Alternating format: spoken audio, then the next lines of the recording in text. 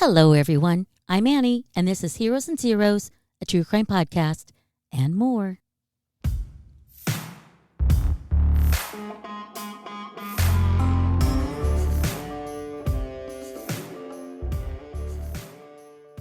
Well, happy belated Merry Christmas, everybody. Happy belated? I think it's Jesus' birthday.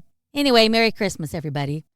Today's post-Christmas story is a chilling Tales of Terror episode, written by our beloved author, H.J. Tidy. I was frozen, totally unable to move. I wanted to. My mind was shouting in my head, begging me to move. But while it was staring into my eyes, I couldn't.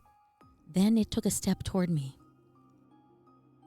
So sit back, relax, and pretend that you're sitting in your own secluded cabin in the woods. A crackling fire is roaring in the stone fireplace, and the light from the embers dance around the otherwise unlit room.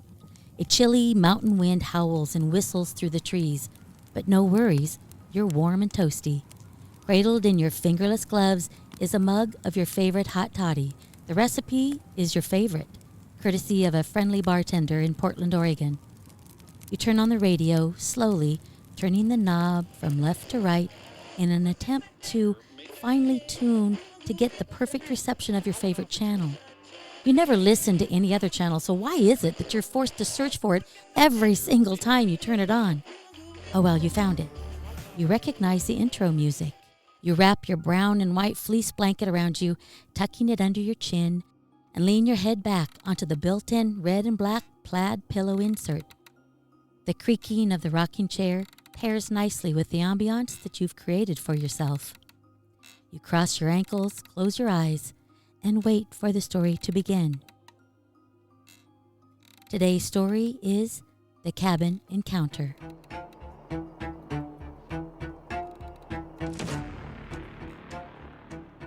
My uncle has a cabin in Northern California up in the Cascades, about 10 miles south of Mount Shasta. It's up a dirt road, TV road or microwave road or something like that. It's in the middle of nowhere, or really, it's in the middle of a forest. I used to go up there when I was a kid and well into my teen years, and I loved it. I have so many fond memories of that forest. I used to laugh at the people who went on vacations to fancy resorts, because how is it a vacation with all those other people surrounding you? Up in the woods, you can really get away from the crowds and all the hassles of civilization. A couple of years ago, my grandma called me and asked me if I'd like to go up to the cabin for a week. Apparently, my uncle, who owned the cabin, needed to go into the hospital for an operation. It was nothing big, so no need to worry, but he wanted someone to go out to the cabin and look after it, along with his dog. Well, I was in college, and it was summer break, so yeah, I jumped at the idea. I asked Grandma if I could bring a friend with me, and she hemmed and hawed a bit until I told her it was another girl from my class. She was fine with that, of course. I think she was worried that I'd be bringing a boy up for a fun weekend. She's a little bit old-fashioned like that, but that's okay, I understand. So my friend Carol and I flew into Sacramento in the morning, and Grandma picked us up. Now, my grandma may be a bit old-fashioned about some things, but she does love to drive fast. And we were up at the cabin in time for lunch, and that counts stopping at Trader Joe's and Reading for supplies. And the cabin was pretty much as I remembered it, a 2-story blue wooden building in a clearing just off the road.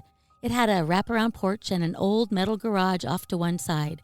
Carol, who had never been out of a big city in her life, seemed a bit nonplussed, but she'd been like that ever since we turned up the dirt road. "Come on," I said. "It's great inside."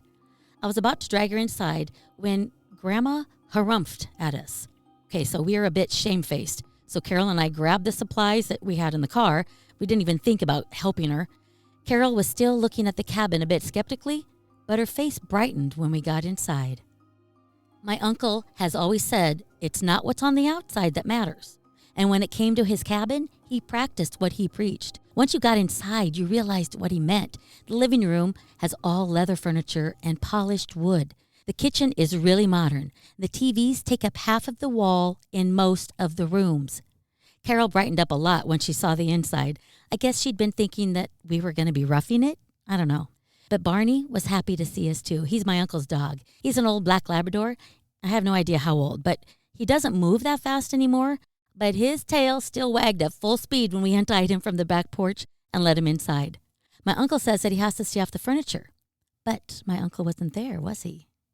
And Grandma says, "Your uncle's redecorating the bedrooms," Grandma said, giving the dog on the sofa an evil look. "You too will have to sleep in his room. It's the only one that's livable right now." I remembered my uncle's room. It was the one at the south end of the cabin, facing the woods at their thickest. I grabbed Carol's hand and pulled her upstairs. "Ta-da!" I said, swinging the door open. The room was much as I remembered. It was all wood paneling, a deer's head mounted over the dresser, and a huge iron bedstead with a soft, big, fluffy mattress. Then I looked up at the windows. They'd been changed, the old wooden frames replaced by new aluminum ones. The windows also seemed to have been repositioned slightly. Where the big old window looking south had been, there was now a smaller one. The one on the west wall had been enlarged, better for evening sun, I guess. I walked over to the south window, and the closer I got, the slower I walked. Something in my mind was telling me that I didn't like that window, and I couldn't remember exactly why. But that window had some sort of bad memory attached to it. I just pushed that thought away. I was an adult, a college post-grad. I had no time for childish fears. I reached the window and looked through. There was the forest as I remembered it. The sun was nearly vertical, casting shadows on the forest floor, and there was nothing among the trees. I looked carefully. Now, why did I do that? Why would there be something among the trees? Why was I looking for something in the trees? Carol came up beside me. "You okay?" That snapped me out of it. "Yeah, fine. Thought something. It doesn't matter. Cool room, though, huh?" She smiled. "Yeah, but very masculine." I grinned, too. We'll just have to put up with that. We went back downstairs, and Grandma had lunch ready for us already. Barney, I noticed, had been evicted from the sofa and was now on his mat. We sat at the table and dug in, and there's something about the country's fresh air that just makes you want to eat, diet or no diet.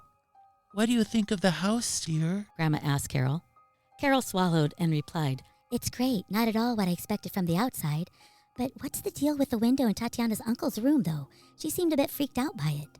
Grandma thought for a few seconds and then grinned. "Ah, that would be Tatiana's hairy man." "Huh?" was the best response that I could come up with.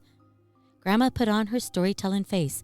"Don't you remember, dear, when we used to come up here with your mother, you'd go into your uncle's room and you'd look out the old south-facing window. You'd come and tell us you could see some big hairy man out in the woods and drag your mother and me up to see. We never could see anything, and I never understood why you just didn't take us out to the back porch. You always were a bit odd as a child, saying you saw things that no one else could, like the little gray men at the bottom of the field that one day at Black Butte. A vivid imagination, I think, and one that you seem to have grown out of." Okay, I blushed a little bit at that, but it did bring back memories. I used to go into my uncle's room when I was younger and look at the forest. It was so close and so thick. Sometimes I'd see something out there. Among the trees would be a figure, tall, taller than my father, and covered in dark reddish-brown fur. I never knew what to make of it.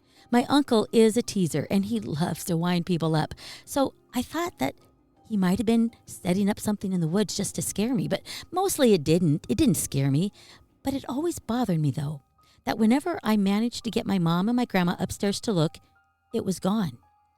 I would look out with them and could never see it. It was like it was only there when I was looking alone. And no, it was not my imagination. I know what you're thinking. It was real, I swear. But later in the afternoon, Grandma got in her car and disappeared down the track in a cloud of dust and stones. She left us the number of the nearest neighbor.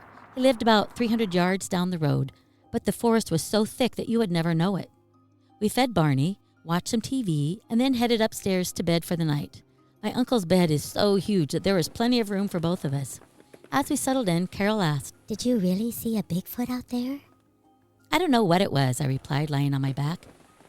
I explained how I thought it might have been something my uncle dreamed up. "There's more, though, isn't there?" Carol pushed. She knew me so well. I rolled over and looked straight at her.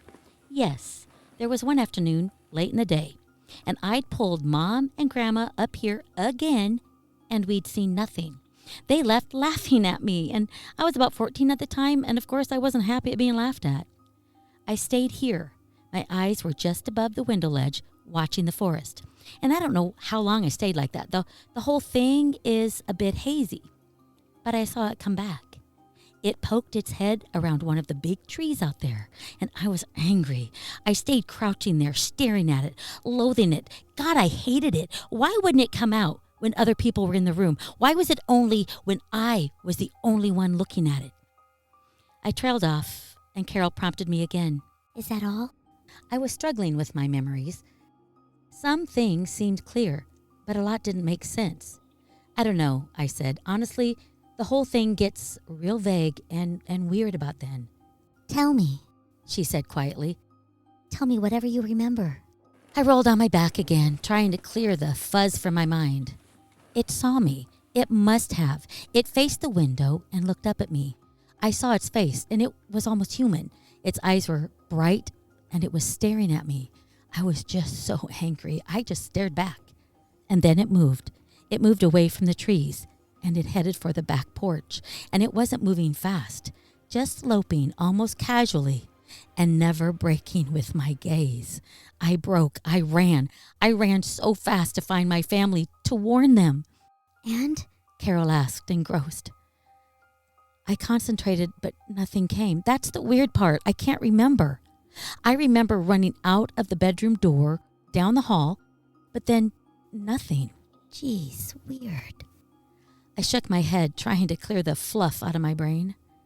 Yeah, was the best that I could offer her. And that thing was just out there?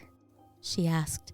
In the glow of the nightlight, I could see her hand waving in the direction of the south window.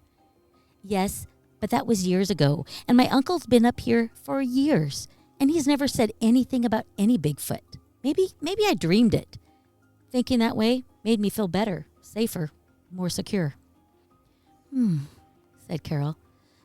I'm going to find it hard to sleep tonight. I'm not, I said, scrunching down under the covers.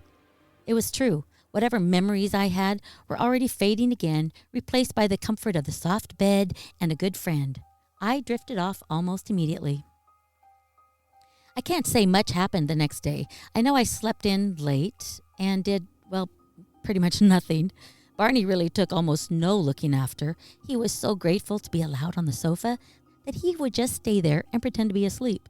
And maybe he was like a child. If I don't look at you, you won't look at me, and kick me off the sofa.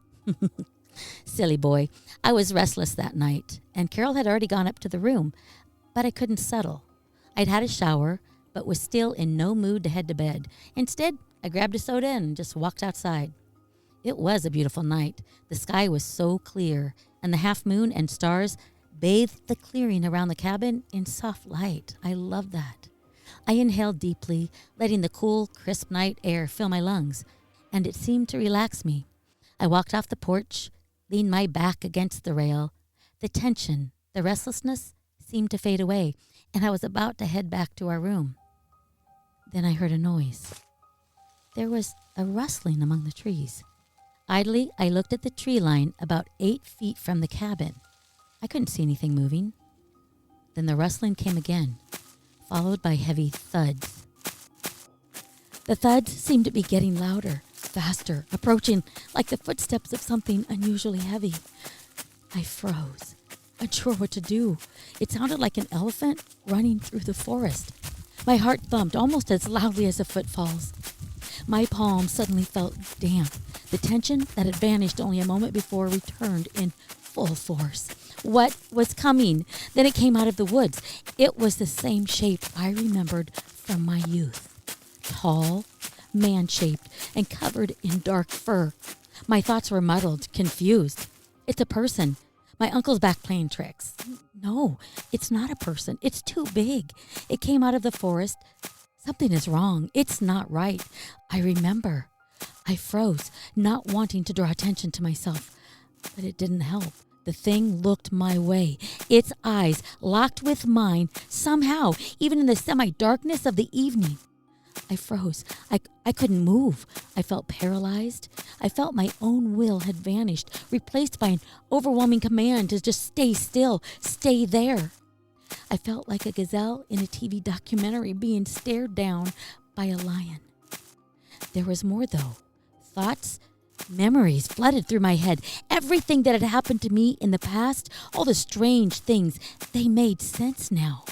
I didn't like it, however. I felt that my role in those events had not been voluntary or happy. It took a step toward me. I felt my fear rise even higher. My heart was beating faster than I could ever remember. I could feel the adrenaline flooding my blood, but still, I couldn't move. My mind was screaming for me to run. Run! Run now! Not again! Get away! But I couldn't. I was rooted to the spot, just a few feet from the door and safety, but I couldn't move. I heard the window above me open and Carol's voice, Tatiana, you out there? The thing looked up. As soon as its eyes left mine, I felt my control return. My muscles were primed and charged, and they powered me onto the porch and through the back door. I slammed it behind me, throwing the bolt. I refused to look out and see if it was still there because it just scared me too much, and I had no desire to meet its gaze again. I grabbed my phone, rang the neighbor, begged, pleaded for him to come and take us away. I screamed at Carol to grab our stuff. "We're leaving!" He arrived a few minutes later, and he said that he couldn't see anything outside the cabin, but I was in no mood for discussion. We left. I was shaking so badly that I couldn't even put the seatbelt on. Carol had to do that for me. I did remember to call Barney, though. I wasn't leaving him alone with whatever that the thing was. Grandma arrived the next morning, and she took one look at me and said that she'd take Carol, me, and Barney back to Sacramento. On the trip back in the light of day, she asked me about the experience. And I told her everything I remembered, and to her credit, she listened, and she didn't judge. There was no comment about an overactive imagination this time. She asked me what I remembered when I looked into the thing's eyes. That's when I hit the wall. I remember remembering, but I don't remember what those memories were. It is so frustrating. It's like I have the answer to everything that happened to me, but I can't remember it. I just remember that I once knew it. But these days, I don't take vacations in the woods.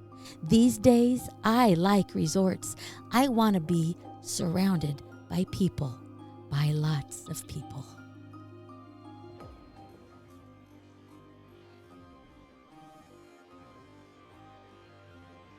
The introduction to this story was written, edited, and narrated by me, Annie Weaver, your host. The story was written by H.J. Tidy. Music by Unrecord Film Music. Thanks for listening, everyone. I hope you enjoyed the story. If you would, give us a rating and a review on Apple Podcasts and share the link to the podcast on your Facebook profile page. We'll see you next week. Bye-bye.